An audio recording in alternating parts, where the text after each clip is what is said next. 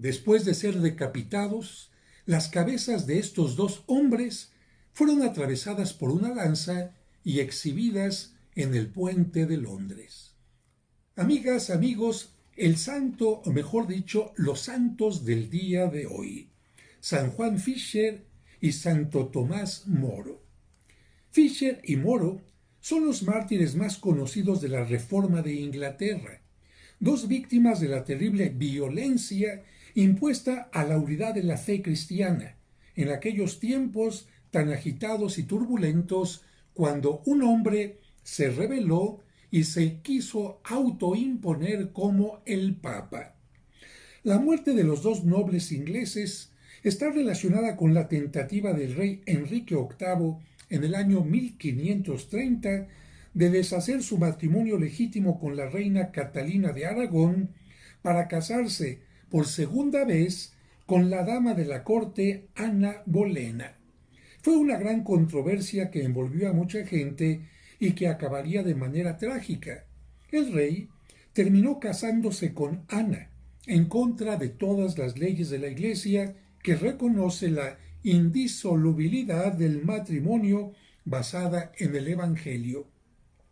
El Parlamento inglés, subordinado a los deseos del rey, publicó el acto de supremacía que proclamaba al rey y a sus sucesores jefes temporales de la Iglesia de Inglaterra, con lo cual Enrique VIII desconocía la autoridad del Papa y él decía: si el Papa no me concede que me case por segunda vez, entonces yo me declaro Papa y rompo con la Iglesia.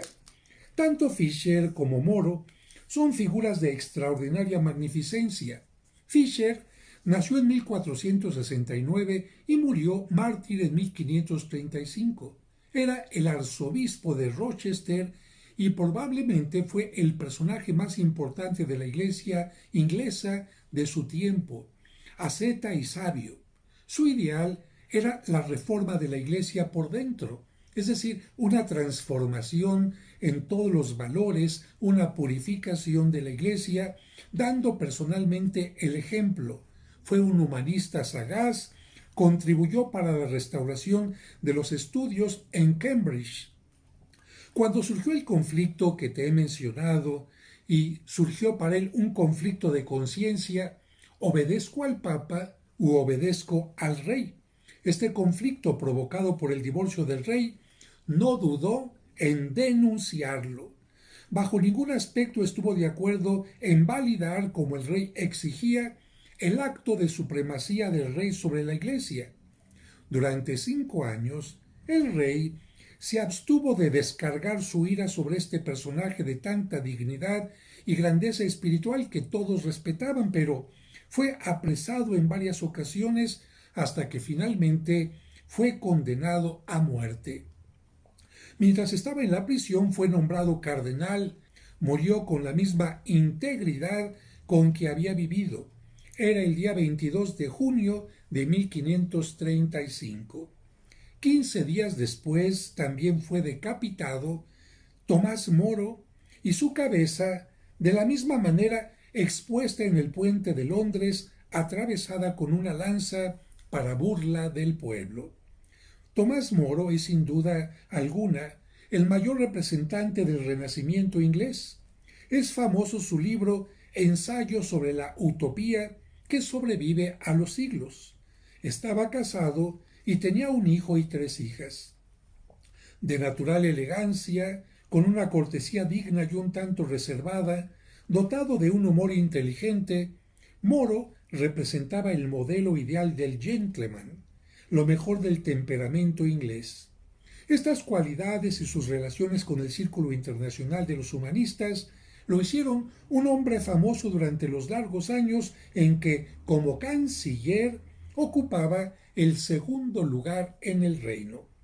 Cuando se dio cuenta de que no podía concordar con la actitud del soberano en la cuestión del divorcio, Moro sencillamente renunció al cargo. Colocado ante el dilema de traicionar su conciencia votando a favor del acto de supremacía o perder los bienes materiales e incluso la vida, no dudó. Fue fiel a su conciencia. En la cárcel recibió la visita de su esposa, que lloraba para persuadirlo de usar un subterfugio que le permitiera conservar la vida sin renegar interiormente de su fe, pero él no admitió posturas de falsedad. Se mantuvo firme en la fe e integridad moral.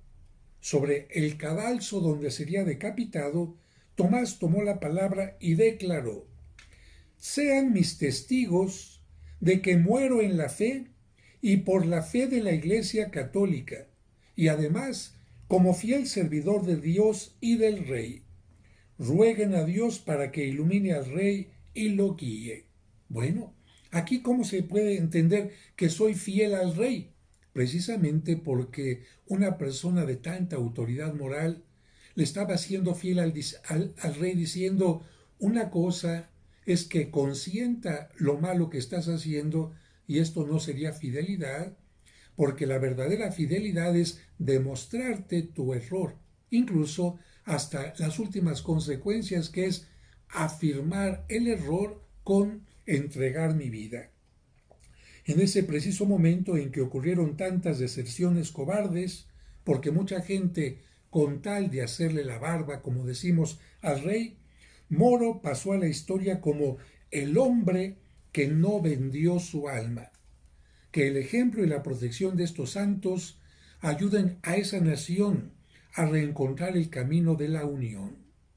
De tal manera que estos dos santos nos enseñaron que incluso para proteger la unidad de la Iglesia y defender la autoridad legítima del Papa, es importante tener clara la conciencia e incluso llegar a entregar la vida. Santo Tomás Moro y Fisher en muchas partes del mundo se han convertido en patrones de la defensa del bien en las naciones y en bien de los gobernantes. Y Tomás Moro se ha convertido también en el patrón de los políticos. ¿Por qué? Porque un verdadero político tiene que defender el bien y la verdad.